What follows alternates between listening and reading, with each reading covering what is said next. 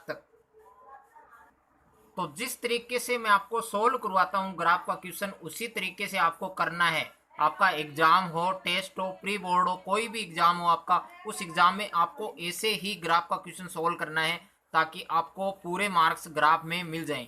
तो सबसे पहला जो समीकरण है x प्लस 3y बराबर 6, तो इसको समीकरण 1 मानना है और इसको समीकरण 2 मानना है।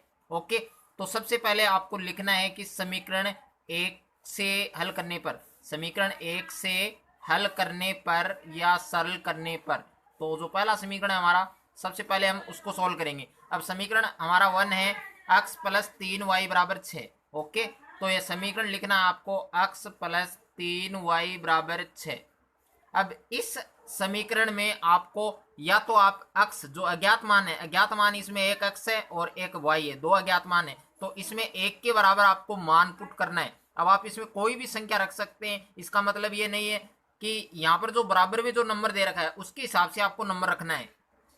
यदि यहाँ पर छोटा नंबर है, यहाँ पर छोटा नंबर है कि 6 एकदम छोटी संख्या है, तो इसी संख्या के लगभग की संख्या हमें रखनी है। ओके, तो सबसे पहले हम करेंगे कि x के बराबर हम मान रख दें। x के बराबर भी रख सकते हो और y के बराबर भी रख सकते हो, एक के बराबर रखना है। तो सबसे पहले मैं x के बराबर रखता हूं, यानी x बराबर यदि मैं 0 रखूं, x बराबर क्या रखूं, 0।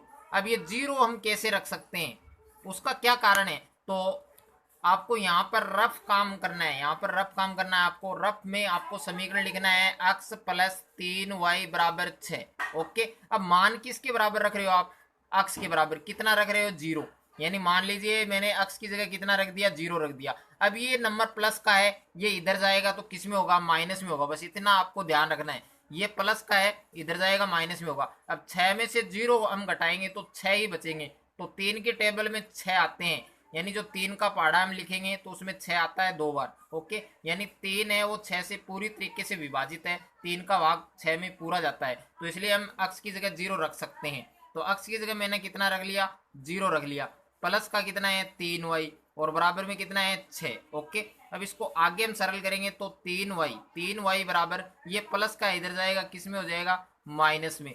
तो 3y बराबर मैं लिख सकता हूँ 6, 6 में से 0 घटाएंगे 6 बचेगा। अब 3y बराबर 6 है तो y बराबर कितना आएगा, 6/3 आएगा, यानी y का मान कितना आ जाएगा आपके पास, 2। यानी मैंने x का मान 0 रखा तो y का मान कितना आया, 2। अब सेकंड मान हमें लिखना है, यानी x की जगह मैंने पहले 0 माना, अब मैं मानता हूं 2। एक मानकर देख लेते हैं, चलो एक मान लेते हैं x की जगह।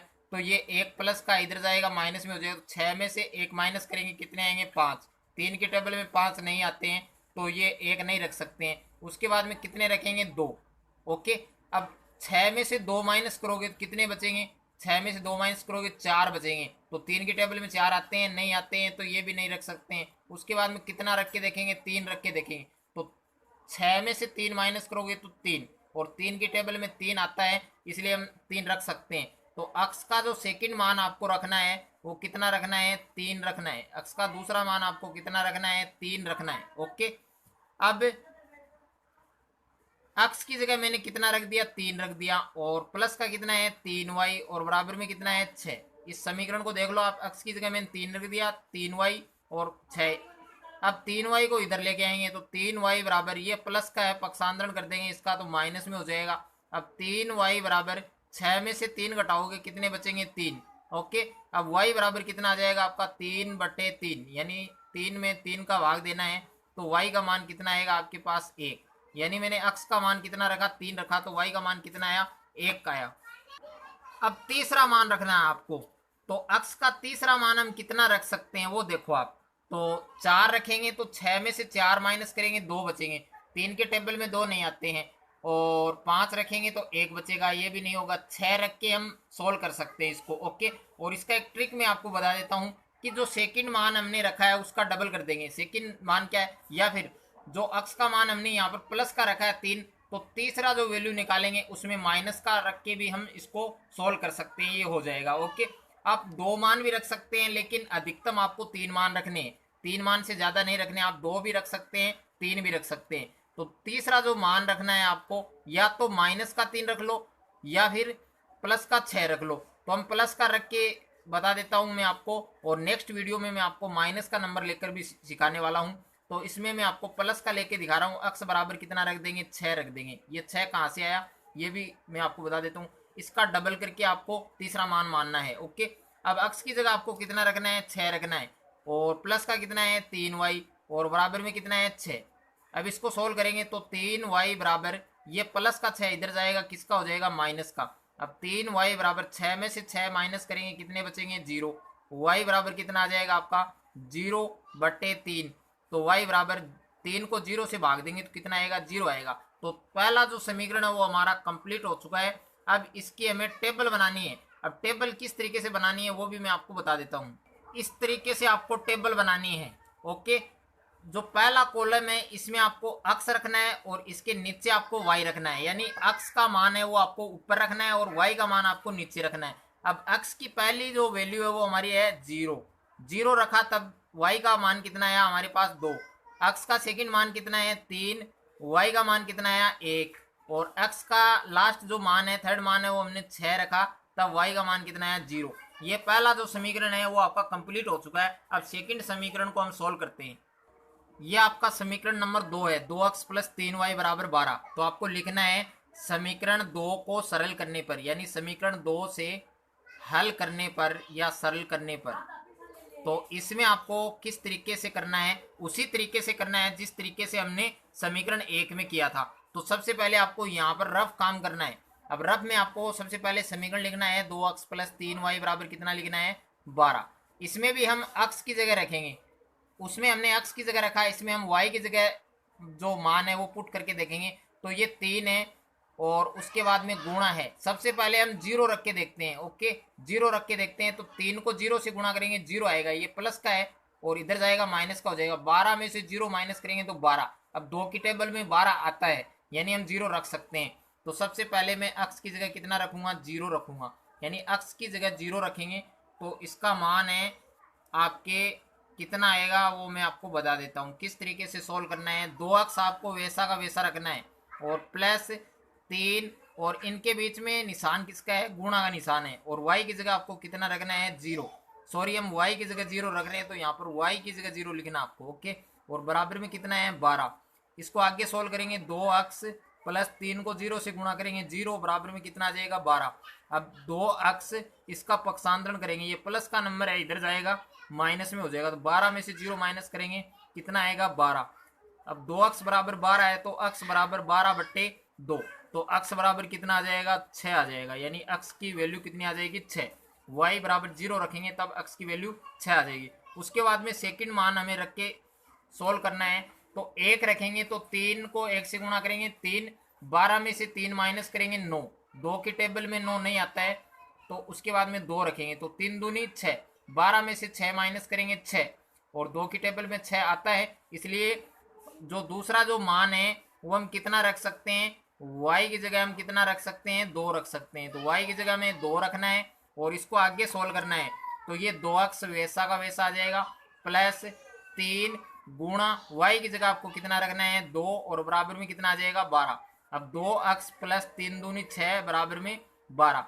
2x बराबर इसका पक्षांतरण कर देंगे, प्लस का नंबर है इधर जाएगा माइनस में हो जाएगा। अब 2x बराबर 12 में से 6 माइनस करेंगे 6, अब 2x बराबर 6 है तो x बराबर 6/2, तो x बराबर कितना आ जाएगा, 3 आ जाएगा। ओके, तीसरा जो मान है वो मैंने आपको फर्स्ट समीकरण में बताया था, उसी तरीके से आपको करना है। ये जो सेकंड मान है प्लस का 2 है, आप माइनस का 2 मानकर भी हल कर सकते हैं या फिर इसका दुगुना कर दो।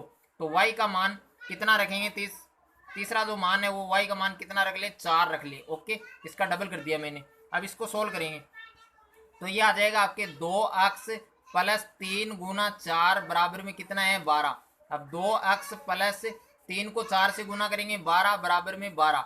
अब इसका पक्षांतरण करेंगे, 2x बराबर 12, ये माइनस का ये जो नंबर है ये इधर आएगा माइनस में हो जाएगा, तो 2x बराबर 0, तो x बराबर 0/2, तो x बराबर 2 को 0 से भाग देंगे तो कितना आएगा, 0। तो ये भी आपका कंप्लीट हो चुका है। अब इसकी टेबल बनानी है। अब x का पहला मान कितना है आपका, 6 है, तो x का पहला मान 6, दूसरा मान कितना है 3, और तीसरा मान कितना है 0। y का पहला मान है 0, दूसरा मान है 2 और तीसरा मान है 4। अब हमारे पास दो समीकरण थे, तो दोनों समीकरण की कितनी टेबल हो चुकी हैं? दो टेबल कंप्लीट हो चुकी हैं। अब इन दोनों टेबल से आपको ग्राफ बनाना है। अब मैं आपको एक ग्राफ लेकर उस ग्राफ में आपको ये मान कैसे अंकित करने हैं वो सिखाने वाला हूं।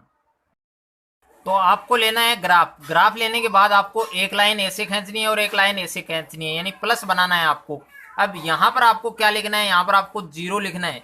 इनके बीच में आपको क्या लिखना है? 0। और यहाँ पर लिखना है आपको अक्स। यहाँ पर क्या लिखना है? अक्स। और यहाँ पर लिखना आपको अक्स डैश। अक्स डैश का मतलब क्या है? इधर आपके माइनस के नंबर है और इधर आपके प्लस के नंबर है, अक्स प्लस के नंबर। और यहाँ पर आपको लिखना है वाई। अब इस y का मतलब क्या होगा? यहाँ से लेकर यहाँ तक y प्लस के मान लिखे जाएंगे, और इस 0 से लेके यहाँ तक यहाँ पर आपके y माइनस के मान लिए जाएंगे, तो इसको y डैश लिख दीजिए। ओके, अब आपको कुछ नंबर लिखने हैं। जैसे आप कोई भी नंबर लिख सकते हैं। यहाँ पर मैं 1 लिख देता हूँ, यहाँ पर 2 लिख देता हूँ, यहाँ पर 3, और यहाँ पर 4, यहाँ पर 5 और यहाँ पर 6। ओके, 6 तक लिख देते हैं। और इधर आपको माइनस के लिखने हैं। अब हमारा जो दो समीकरण हमने बनाए हैं, एक समीकरण की टेबल ये है आपके, और एक समीकरण की टेबल ये है। इसमें माइनस का नंबर कोई भी नहीं है, न तो आपके x का है न ही y का है। अब आपको y से लिखना है, तो आप यहाँ पर लिख दो 1, और यहाँ पर 2 लिखना है, यहाँ पर 3 लिखना है, यहाँ पर 4 लिखना है, यहाँ पर 5 लिखना है, और यहाँ पर कितना लिखना है? 6 लिखना है। ओके, अब आपको जो समीकरण की जो टेबल आपने बनाई थी, उन टेबल को हम देखते हैं। तो उस टेबल में हमने जो फर्स्ट टेबल है उसमें x की वैल्यू कितनी है? 0, और y की वैल्यू कितनी है? 2। तो x पर आपको 0 देखना है। x पर 0 ये रहा, और y पर 2 है। तो यहाँ पर आपको क्या करना है? एक बिंदु लगाना है। x पर 0 है और y पर 2 है। अब ये निर्देशांक भी आपको साथ साथ में लिखने हैं। पहले आपको x का लिखना है, तो यहाँ पर मैं लिख देता हूँ 0, और y पर आपको कितना लिखना है? 2। ओके, इसको ब्रैकेट में बंद करेंगे। उसके बाद में दूसरा जो मान है, x पर है 3 और y पर है 1। तो x पर 3 ये रहा और y पर 1 है, तो यहाँ पर बिंदु लगाएंगे और सबसे पहले x निर्देशांक लिखेंगे, उसके बाद में y। तो x पर कितना है? 3, और y पर कितना है? 1। उसको भी कोष्टक में बंद करेंगे। उसके बाद में तीसरा मान देखना है, x पर कितना है? 6, और y पर कितना है? 0। तो x पर 6 और y पर कितना है? 0। तो यहीं पर पॉइंट लगेगा, और निर्देशांक क्या लिखेंगे? 6 और 0। पहले x का लिखना है, उसके बाद में किसका लिखना है? y का। अब इस लाइन को हमें खींचना है, तो स्केल से सीधा एक लाइन खींचना है आपको। इन तीनों पॉइंटों से मिलनी चाहिए ये लाइन। उसी तरीके से आपको सेकंड जो टेबल है उसका लाइन खींचना है। सेकंड जो समीकरण है इसमें x पर कितना है? 6, और y पर कितना है? 0। तो 6 और 0 ये यहीं पर रहेगा। उसके बाद में x पर 3 है और y पर 2 है, तो x पर 3 ये रहा और y पर 2 आपको यहाँ बनाना है।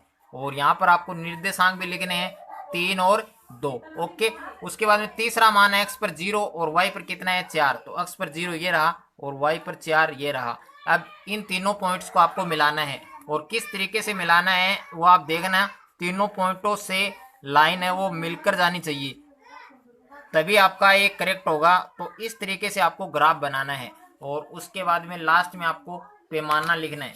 पैमाना है ये किसी भी ग्राफ में लिख सकते हैं आप। सेम ग्राफ कोई भी हो, इक्वेशन कोई भी हो, उसमें आपको सेम लिखना है। अक्ष पर 1 सेंटीमीटर बराबर 1 इकाई। ओके, अक्ष पर 1 सेंटीमीटर बराबर 1 इकाई, और वाई अक्ष पर 1 सेंटीमीटर बराबर 1 इकाई। ये आपको कोई भी ग्राफ हो, सभी ग्राफ में आपको ये पैमाना लिखना है। अच्छे से आप तैयार कर सकते हैं, इसको रट सकते हैं, और ये आपका ग्राफ है। तो आप इजीली इसको समझ सकते हैं। और वीडियो आपको अच्छा लगे तो वीडियो को लाइक करें, दोस्तों के साथ शेयर करें।